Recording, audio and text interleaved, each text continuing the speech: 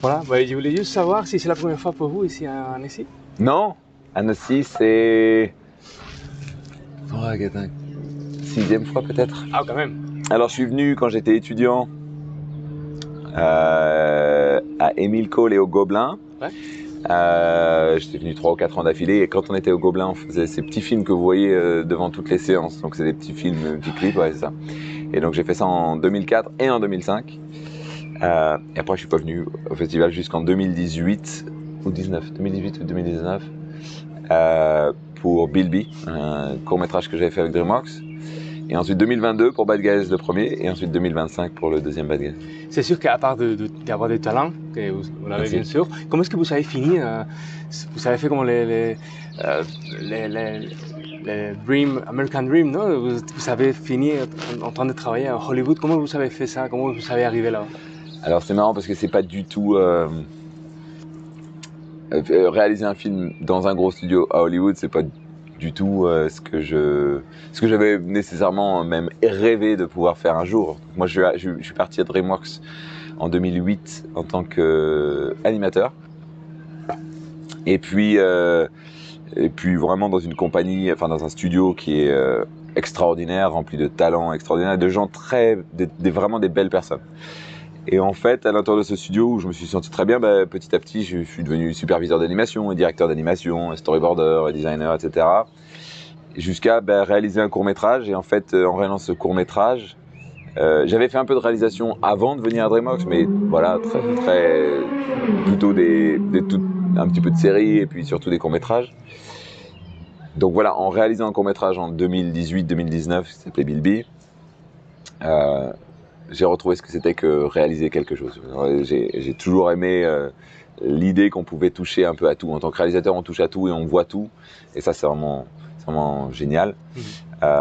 Et donc, de pouvoir faire ce court-métrage, ça m'a donné envie de continuer, en fait. Et donc voilà, et c'est comme ça que ça s'est fait. Il y a de la chance dans tout ça, bien sûr. Et voilà, donc ça m'a permis de réaliser Bad Guys 1. Mais rien de tout ça a été planifié. Peut-être vous avez donné une touche, une idée, un goût français peut-être.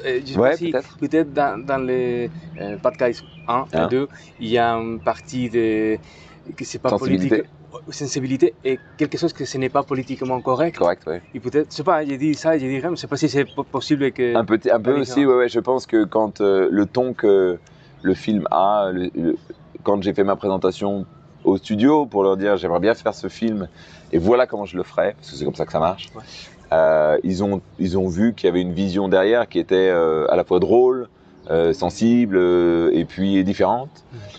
Et c'est pour ça qu'ils m'ont donné ma chance en fait. Donc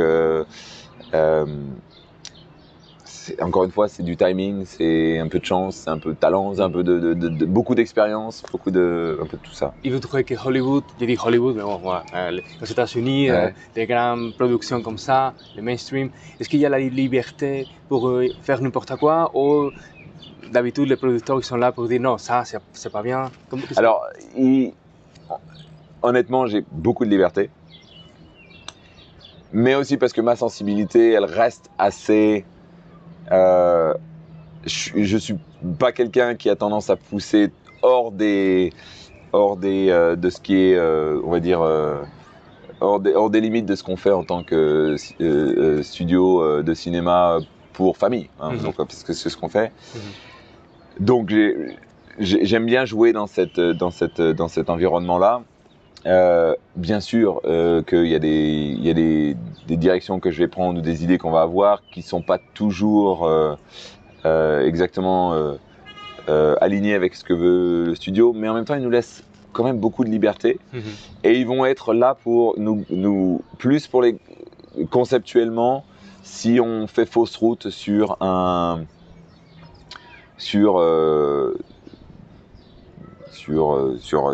par exemple le focus sur un certain personnage ou si le film est trop sombre ou pas assez drôle, ce genre de choses. Ça va être plutôt ce genre de grosses manettes sur lesquelles ils vont avoir une influence, mais ils sont jamais dans les détails à me dire non tu fais ça, non, c'est jamais la différence la plus grande Ouais. entre l'industrie d'animation des États-Unis Ouais. et en Europe, en Ouais, France. Est-ce que vous pourrez me dire une seule différence, la plus grande différence entre l'industrie d'animation là-bas et ici? Bon, les moyens, l'argent, quoi. Hollywood a énormément d'argent. Alors évidemment, quand on met beaucoup d'argent, on attend beaucoup d'argent en retour. Donc la grosse différence, c'est le succès, il est mesuré en box-office. Je pense qu'en Europe, on a tendance aussi à vraiment compter sur le succès d'estime et le succès critique. À Hollywood, le succès critique, on en est un petit peu moins... On aime, bien sûr, mais c'est peut-être un peu moins ce qui nous intéresse, quoi. En tout cas pour les studios. Moi, en tant que réal, évidemment, j'ai envie d'avoir un succès critique. Mais... Il y a, si je ne me trompe pas, 3 personnages, parce que vous l'avez présenté aujourd'hui. Ouais. Et vous pouvez juste présenter vite faire les personnages et dire pourquoi vous avez pensé à eux. D'accord. Alors ces 3 personnages viennent des livres. Les Bad Guys, c'est basé sur des livres qui s'appellent les Bad Guys. Et donc c'est un monde qui est très vaste dans ces livres et un univers qui est très vaste. Et donc 3 personnages de ces livres sont donc Pigtail, Suzanne, Doom et Kitty. Elles sont dans les livres, ce sont des héros. Elles font partie de la crew de Diane. Dans notre histoire, dans notre film, elles sont plutôt des antagonistes. Elles deviennent des antagonistes en fait qui cherchent à être les nouveaux bad guys. Donc c'est Kitty, encore une fois, qui est jouée par Daniel Brooks, Doom qui est joué par Natasha Lyonne et Pigtail qui est joué par Maria Bakalova. Et donc elles sont là pour demander aux bad guys de les aider à faire un gros braquage. Et là, peut-être ça aide à changer un peu la critique sociale. C'est ce qu'il y a des critiques sociales en comparaison avec Bad Guys 1. Il y a une différence de critique ou pas? Oui, alors dans le Bad Guys 1, c'était vraiment l'idée, c'était la critique sociale. Dans Bad Guys 2, on parle vraiment plus d'essayer de réinsérer une société qui nous veut pas vraiment, qui a changé un peu de point de vue, mais qui a quand même un peu encore peur de nous. Donc c'est vraiment l'histoire de Wolf et de ses amis qui sortent de prison et qui essaient de trouver vivre comme tout le monde, et sauf que personne vraiment a envie de leur donner leur chance.